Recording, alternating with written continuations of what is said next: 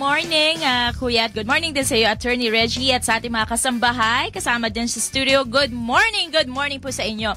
Nandito nga tayo sa Barangay Project 6, Quezon City para sa ating ikonsulta mo sa barangay. At meron tayong dalawang kasambahay dito, si Tatay Vicente Caragay at si Tatay Ariel Dizon. So unahin na po natin si Tatay Vicente. Magandang umaga po sa inyo. Ayan, si Tatay Vicente po ay 61 years old at isa siyang barangay tanod. Ang kanyang concern ay medical, kaya Tatay Vicente, ikonsulta nyo na po. Sa ano po, sumasakit po yung dito ko eh. Hindi ko po ganong magalaw. Yung bandang saan po? Dito po sa, eto po, yung buto ko rito. Tapos sumaano po yung muscle. Para masakit eh. Pag-iisang buwan na po ito eh.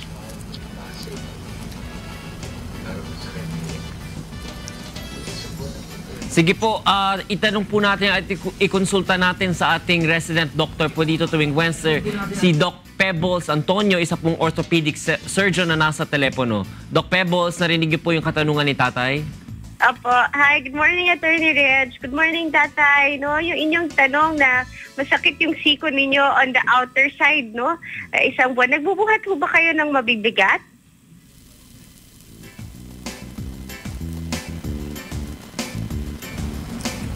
Hindi naman po ako nagbubuhat. Masakit ho ba pag Masakit ho ba pag nagtutulak ng pinto na mabigat o kaya kung magbubuhat kayo, halimbawa isang galon ng tubig, yan, masakit ho ba yan?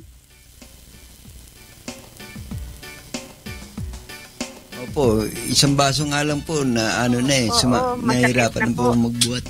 Oo. Maari po tayong nagkakaroon ng iritasyon dun sa tendon na nag-attach o dumidikit dun sa outer side of the elbow, no? Yung tinatawag nating tennis elbow or lateral epicondylitis. Yun po sa paggalaw ng ating kamay, yung extensor muscles o yung gumagalaw sa ating daliri ng kamay at saka sa ating wrist na tinatawag, no? Nakadikit po yan sa may siko, dun sa outer side ng siko natin, no?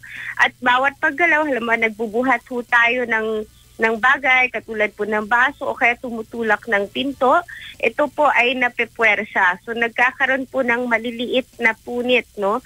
Yung ating tendon na nakadikit dyan sa ating siko. Pwede po natin umpisahan yan by putting warm compress and an ointment. Pwede po kayong uminom ng gamot para sa kirot kung kayo ay walang allergy. Maganda ho na pinipiti yan o physiotherapy kung saan sinistretch out yung extensor muscles ng tinatawag ng ating forearm, no? Ito po yung mga muscle na nakikita ninyo sa inyong braso. So sinistretch out po ito para, kumbaga para sa rubber band. Stretch ng stretch para na-accommodate niya yung paghaba at pag-contract ng muscle. Pwede rin po nating iniksyonan yan para matanggal yung kirot. Pero usually we try first na try oral meds, try PT. Pagka hindi po matanggal, pwede po natin pwede rin pong iniksyonan.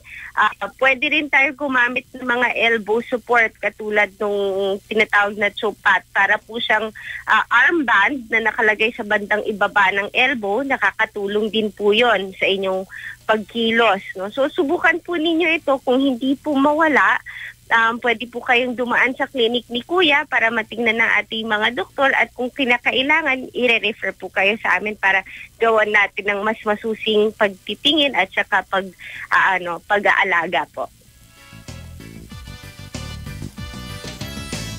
Maraming salamat po. Maraming salamat din po. Tanungin po natin kay kay Monica Veralio na nakasama niyo diyan kung paano po at saka kung saan po at anong mga oras po na clinic ni Kuya para po kayo makadaan at mabigyan po kayo ng libreng konsulta po at saka libreng check-up at saka libreng mga gamot na rin po. Okay po, Tatay, maraming salamat.